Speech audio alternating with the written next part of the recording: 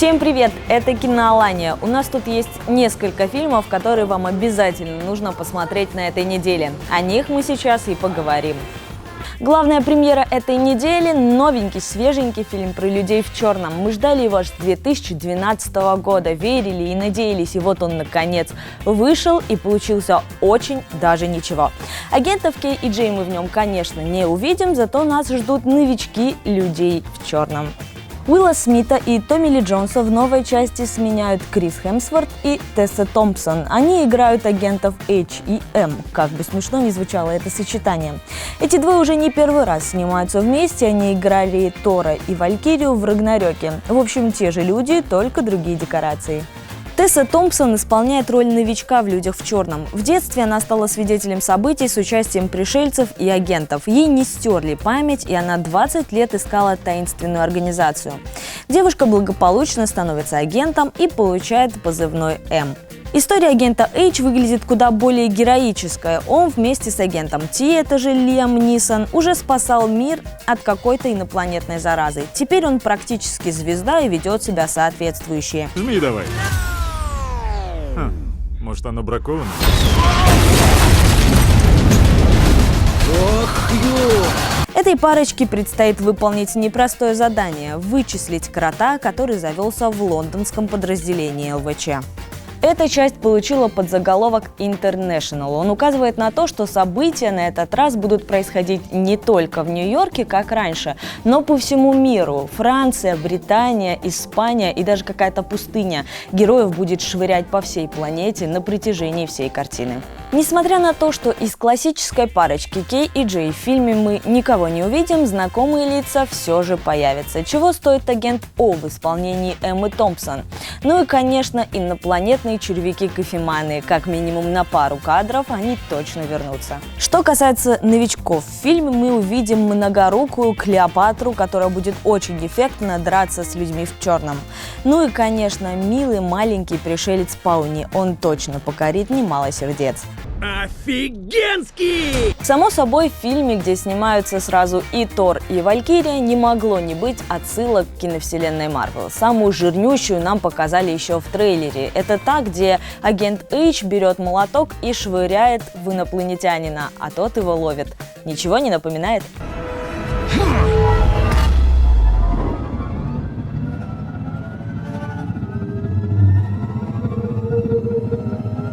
В общем, смотрите фильм очень внимательно. Вас ждет море веселья, перестрелок, инопланетян и крутых поворотов. Сходить на него точно стоит. «Люди в черном», конечно, не единственная премьера этой недели. У нас найдутся новинки на любой вкус. И в первую очередь речь, конечно, о триллере «Ма». Кто бы мог подумать, что Октавия Спенсер – это милая пухлая женщина, способна так убедительно сыграть психопатку. Она исполняет роль Ма, женщины, которая закатывает в своем доме вечеринки для молодых. Вот только у нее одно правило – никогда не подниматься в ее комнату. Само собой, это правило будет нарушено, и это приведет к жутким последствиям.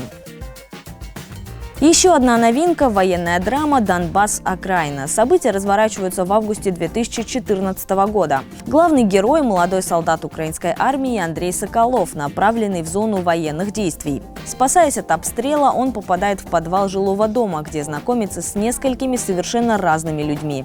У них разные судьбы и мировоззрения, но сейчас они объединены одной целью – выжить. Детишки смогут посмотреть мультфильм «Космическое приключение». Анимашка расскажет о некогда процветающей планете Кеплер. Источником суперэнергии для нее служил волшебный лес, но после прихода землян он был полностью уничтожен, а Кеплер обречен на вымирание.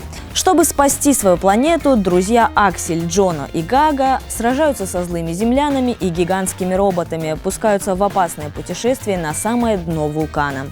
Во что бы то ни стало, они должны отыскать последнее семечко волшебного дерева.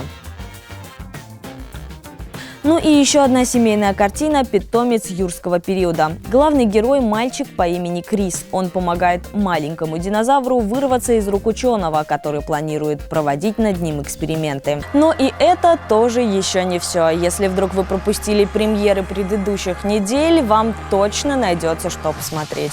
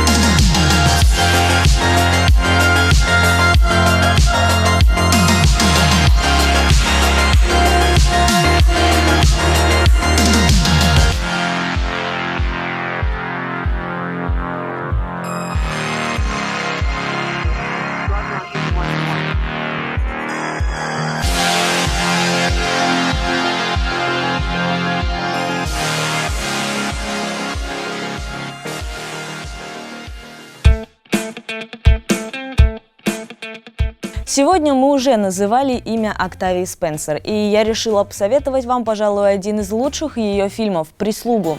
За роль в этой картине в 2011 году она получила «Оскар». «Прислуга» – это фильм о расизме и тотальной несправедливости. Но в отличие от фильмов последних лет, здесь нет искусственности и надуманной преувеличенности. Фильм «Прислуга» – это экранизация одноименного романа Кэтрин Стокетт. Эта книга стала настоящим хитом, более 100 недель продержавшись в списке бестселлеров «Нью-Йорк Таймс». События разворачиваются на американском юге в 60-е годы. Скитер только вернулась в родной город Джексон и мечтает стать писательницей. Вот только в обществе того времени подобные амбиции – нечто ненормальное. Все девушки ее круга должны лишь выйти замуж и хлопотать по дому. Скитер знакомится с Эйбелин, уже 30 лет работающей служанкой, а затем и с дерзкой Мини. Скитер предстоит рассказать всему миру истории этих женщин и других служанок, каждый день терпящих несправедливость. Пожалуй, главный плюс этого фильма – это актерские работы. Эмма Стоун и Виола Дэвис великолепны. Октавия Спенсер создает такой образ Мини, что все зрители просто обязаны в нее влюбиться. Ну и Джессика Честейн, которая играет белую леди, которую не принимают в обществе и презирают даже, наверное, больше, чем прислугу. Ну и обязательно Брайс Даллас Ховард, главная злодейка, которая, конечно, получит по заслугам. В чем отличие «Прислуги» от десятков других фильмов на тему расизма? Как минимум в том, что у авторов нет желания тыкать вас лицом в проблему. Все рассказано легко и свежо, но при этом без сглаживания углов. Из свежего этим же отличалась «Зеленая книга». Несмотря на чудовищную несправедливость, после просмотра «Прислуги» остается очень теплое ощущение. Все потому, что мужество главных героинь дает нам понять, что в этом мире можно изменить все. Ну а у нас на этом все. Смотрите хорошие фильмы и увидимся в кино.